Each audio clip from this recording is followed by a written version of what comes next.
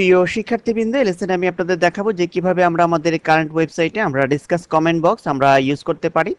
তো discuss comment box use করার জন্য আমাদের যে কাজটি করতে হবে, আমাদের প্রথমেই discuss.com এই ওয়েবসাইটে আমাদের রেজিস্ট্রেশন করতে হবে। দেন আমাদের একটি প্লাগইনস ইউজ করে আমাদের এই কাজটি করতে হবে। তো ডিসকাস কমেন্ট বক্স সম্পর্কে আরেকটু ক্লিয়ার কনসেপ্ট দেওয়ার জন্য আমি আরেকটি ওয়েবসাইট ওপেন করছি। এখানে আমি একটি পোস্ট ওপেন করেছি। এখানে আপনারা দেখতে পাচ্ছেন যে ডিসকাস কমেন্ট বক্সটি অলরেডি ইমপ্লিমেন্ট করা হয়েছে। আমরা ওয়ার্ডপ্রেসে নরমাল যে কমেন্ট বক্স থাকে, তো সেই বক্সের মাধ্যমে আমরা যদি কমেন্ট করি, আমরা আরেকটি ওয়েবসাইট ওপেন করছি, freephdgraphics.net। আমরা এই ওয়েবসাইটটি ওপেন করছি। তো এটি ওয়ার্ডপ্রেসের নরমাল একটি ওয়েবসাইট। তো এখন এখান থেকে আমরা যদি রিড মোর অপশনে যাই,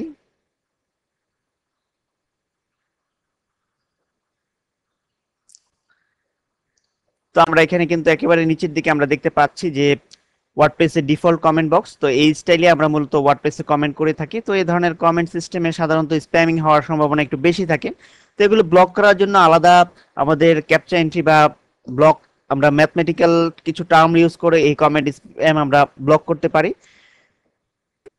তাছাড়া স্প্যাম কমেন্টের কারণে আমাদের সাইটের ডাটাবেজের সাইজ ইনক্রিজ হয়ে আমাদের সাইটের লোডিং স্পিড হ্রাস পেতে পারে। তো সেই কারণেই আমরা মূলত এই ডিসকাশন বক্স অ্যাড করব আমাদের এই কারেন্ট ওয়েবসাইটটিতে। তো আমরা এই জন্য এখন এটিকে ক্লোজ করে দিলাম। আমরা গুগল সার্চ ইঞ্জিনের মাধ্যমে আমরা জাস্ট discuss.com জাস্ট এই ওয়েবসাইটটি আমরা ওপেন করব।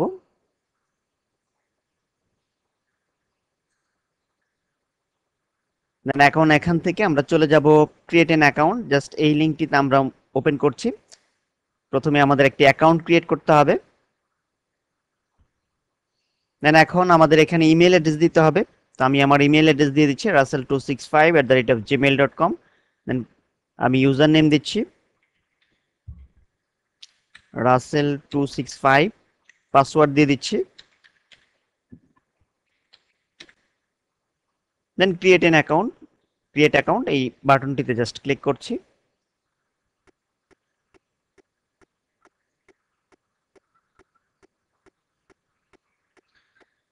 তো আমরা কিন্তু দেখতে পাচ্ছি যে আমাদের অ্যাকাউন্টটি কিন্তু অলরেডি আমরা ক্রিয়েট করতে সক্ষম হয়েছি।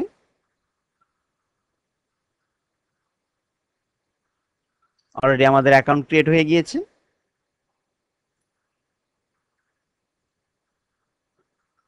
তো এখন আমরা যে কাজটি করব, আমরা চলে যাব আমাদের ড্যাশবোর্ডে, অর্থাৎ ভিডিও টিউটোরিয়াল ভিডিও এই সাইটে যেহেতু আমরা ইমপ্লিমেন্ট করব ভিডিও.com। তো এই সাইটটিতে ইমপ্লিমেন্ট করার জন্য আমরা চলে যাব ড্যাশবোর্ডে। দেন এখন এখান থেকে আমরা চলে যাব অ্যাড নিউতে। অ্যাড নিউ এই লিঙ্কটিতে আমরা ক্লিক করছি। দেন এখন এখানে আমরা একটি প্লাগইনস জাস্ট ইনস্টল করব। তো আমরা ডিসকাস লিখে আমরা জাস্ট সার্চ প্লাগইন এই বাটনটিতে আমরা ক্লিক করছি। দেন এখন আমরা কিন্তু দেখতে পাচ্ছি যে আমাদের সামনে অলরেডি একটি ইন্টারফেস ওপেন হয়েছে। ডেসক্রিপশন আমরা দেখতে পাচ্ছি যে বাই ডিসকাস, এটি আমাদের খেয়াল রাখতে হবে। এখানে এই জাতীয় আরো বেশ কিছু প্লাগইনস রয়েছে। আমরা জাস্ট একেবারে উপরের যেটি আসবে সেটিতে আমরা যদি ডিসকাস দেখি, বাই ডিসকাস, তো সেটি আমরা জাস্ট ইনস্টল করব। ইনস্টল নাও এই বাটনে এখন ক্লিক করছি। দেন ওকে বাটনে ক্লিক।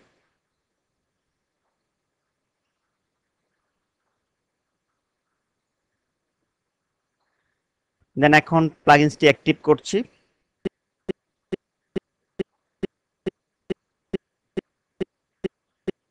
এখন আমাদের যে কাজটি করতে হবে, আমাদের কনফিগার করতে হবে আমাদের প্লাগইনসটিকে। তো আমরা জাস্ট কনফিগার জাস্ট এই লিঙ্কটিতে ক্লিক করছি। দেন এখন আমাদের যে কাজটি করতে হবে, এখন আমাদের ইউজার নেম এবং পাসওয়ার্ড দিতে হবে। অর্থাৎ discuss.com এই সাইটে আমরা যে ইউজার নেমটি ইউজ করেছি, তো সেই ইউজার নেমটি আমরা দিয়ে দিচ্ছি RASEL265। যে পাসওয়ার্ডটি আমরা ইউজ করেছি অ্যাকাউন্ট ক্রিয়েশনের সময়, সেই পাসওয়ার্ডটি আমরা দিয়ে দিচ্ছি। দেন নেক্সট বাটনে ক্লিক করছি।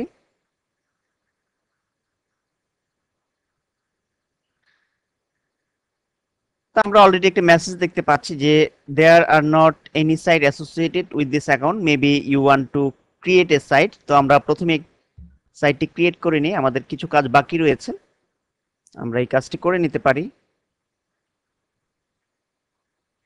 আমাদের সাইটটিকে আমাদের রেজিস্টার করতে হবে। প্রথমেই আমরা এখানে আমাদের সাইটের নাম দিয়ে দিচ্ছি।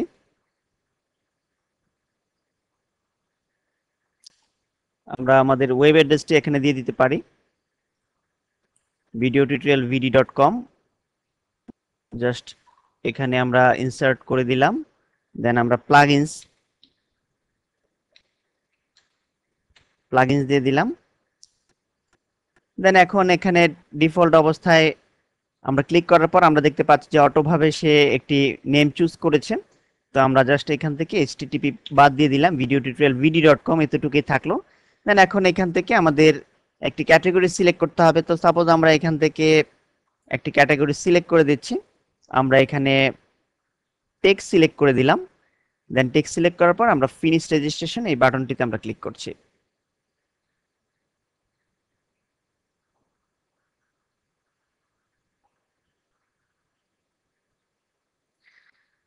তো দেন এখন আমরা এখানে একটি ইন্টারফেস দেখতে পাচ্ছি। তো আমরা যেহেতু আমাদের ওয়ার্ডপ্রেসে তৈরি কোনো সাইটে এটিকে ইমপ্লিমেন্ট করব, তো সেই কারণে আমরা ওয়ার্ডপ্রেস জাস্ট এই লিঙ্কটিতে ক্লিক করছি।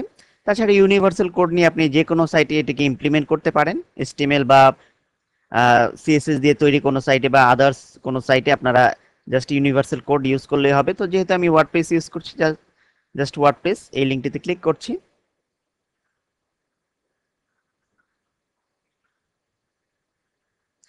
তো আমরা এখানে কিন্তু কিছু ইনস্ট্রাকশন দেখতে পাচ্ছি যে প্লাগইনসে অ্যাড নিউ করতে হবে। দেন এখানে ডিসকাসে গিয়ে আমাদের সার্চ ফর ডিসকাস অর্থাৎ প্লাগইনসটা, এই কাজগুলো অলরেডি আমরা করে ফেলেছি। তো এখন আমাদের যে কাজটি করতে হবে, আমরা চলে যাব আমাদের সাইটে গিয়ে আমরা পুনরায় অ্যাডমিন প্যানেলে চলে যাব। আমরা অ্যাডমিনে যাচ্ছি, WP অ্যাডমিন।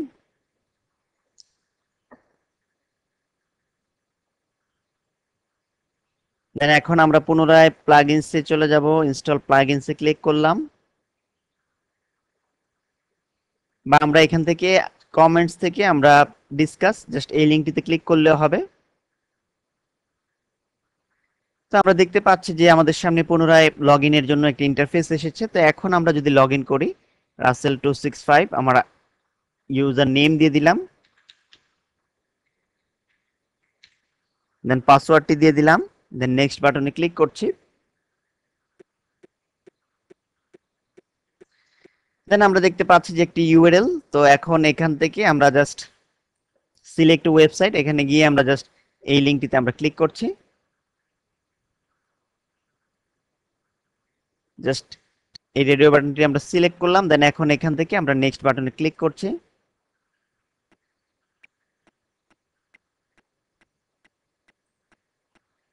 তো আশা করি আমাদের কাজ আপাতত হয়ে গিয়েছে। তো এখন আমরা এখানে দেখতে পাচ্ছি যে if you have existing comment, আমার যদি এই সাইটে কোনো এক্সিস্টিং কমেন্ট থাকে, you may wish export them now. তো আমি কিন্তু সেগুলিকে এই লিঙ্কে ক্লিক করার মাধ্যমে আমরা কিন্তু এক্সপোর্ট করে নিতে পারি।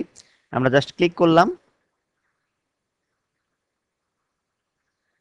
তো আমরা এখানে বেশ কিছু অপশন রয়েছে, তো এগুলোর মাধ্যমে আমরা কিন্তু আমাদের যেই এক্সিস্টিং আমাদের কমেন্টস গুলো আছে সেগুলো কিন্তু আমরা এক্সপোর্ট করে দিতে পারি। তাছাড়া প্লাগইন সেটিং এ বেশ কিছু অপশন রয়েছে। তো এগুলো আপাতত আমি কোনো চেঞ্জ করছি না। আমরা আপাতত এগুলো ডিফল্ট যে অবস্থা আছে সেই অবস্থায় রেখে আমরা জাস্ট সেভ এই বাটনটিতে আমরা ক্লিক করছি। তো এখন আমরা আমাদের সাইটে চলে যাচ্ছি। আমাদের সাইটের পেজটিকে আমরা একটু রিলোড দিচ্ছি, ফ্রন্ট পেজটিকে আমরা একটু রিলোড দিচ্ছি। তো এখন আমরা যদি একটু নিচের দিকে চলে আসি, আমরা কিন্তু দেখতে পাচ্ছি যে অলরেডি একটা আইকন লোড হচ্ছিল।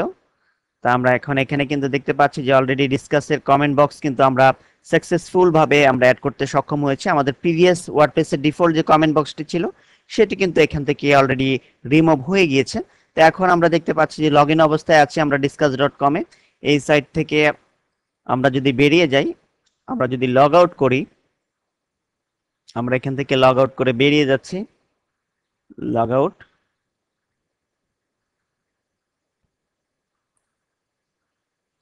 দেন এখন আমরা যদি আমাদের পেজটিকে আরেকবার একটু রিলোড দেই,